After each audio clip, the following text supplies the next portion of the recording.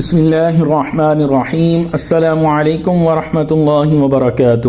اس سے پہلی والی ویڈیو میں ہم بیان کر رہے تھے حضرت درار بن ازور عورتوں کے قید ہونے پر سخت مشتعل تھے۔ اتفاق سے ان کا سامنا بطریق بولس سے ہو گیا۔ بولس ان کو دیکھتے ہی پہچان گیا، کیونکہ اس نے دمشق کے قلعہ کی دیوار سے حضرت درار کو لڑتے ہوئے دیکھا تھا۔ وہی ڈراؤنی صورت اور اوپر کا بدن ننگا دیکھ کر وہ چونک اٹھا اور اپنے ساتھیوں سے کہنے لگا کہ اس شیطان کو میرے پاس مت آنے دو۔ حضرت درار نے فرمایا کہ میں شیطان تب کہلاؤں گا جب تیری طلب اور لڑائی میں کوتاہی کروں گا۔ یہ کہتے ہوئے حضرت درار اس کی طرف بڑھے۔ اس نے گھوڑا دوڑایا اور بھاگا۔ بولس کو بھاگتا دیکھ کر حضرت درار نے دور سے ہی اس پر نیزہ پھینکا۔ نیزے سے محفوظ رہنے کی غرض سے بولس نے اپنے آپ کو گھوڑے سے زمین پر گرا دیا، پھر اٹھ کر کھڑا ہوا اور جان ہتھیلی پر لے کر بھاگا۔ حضرت درار نے اس کا تعقب کر کے پکڑ لیا اور اس کی گردن مروڑ کر اس کا دم نکالنے کا قصد کیا۔ بولس چلایا کہ اے عربی، مجھ کو باقی رکھ اور مت مار، کیونکہ میری بقا میں تمہاری بچوں اور عورتوں کی بقا ہے۔ حضرت درار نے ہاتھ روک لیا اور اس کو گرفتار کر لیا۔ 5900 فوجیوں کو قتل کر ڈالا۔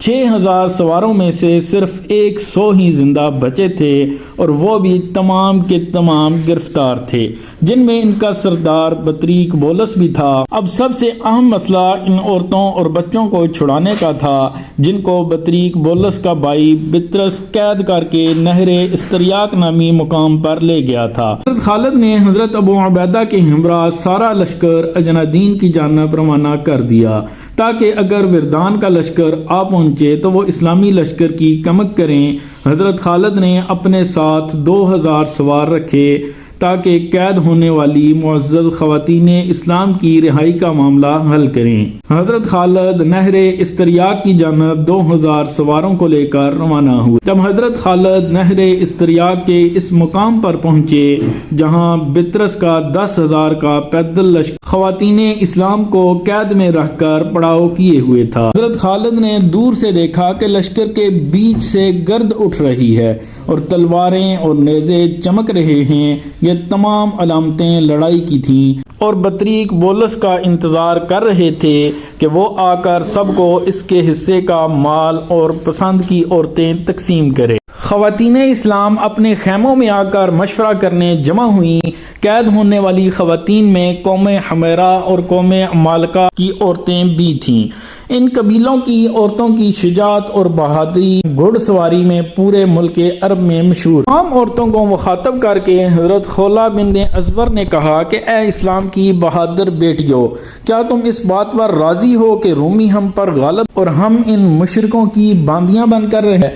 آج وقت کا تقاضا ہے کہ ہم اپنی بہادری کا مظاہرہ کریں اور ان رومیوں سے لڑتے ہوئے جام شہادت نوش کر۔ حضرت خولہ کی پرجوش گفتگو کا جواب دیتے ہوئے حضرت عفیرہ بن عمار نے کہا کہ اے خولہ، اس وقت ہم مجبوری کی حالت میں ہیں۔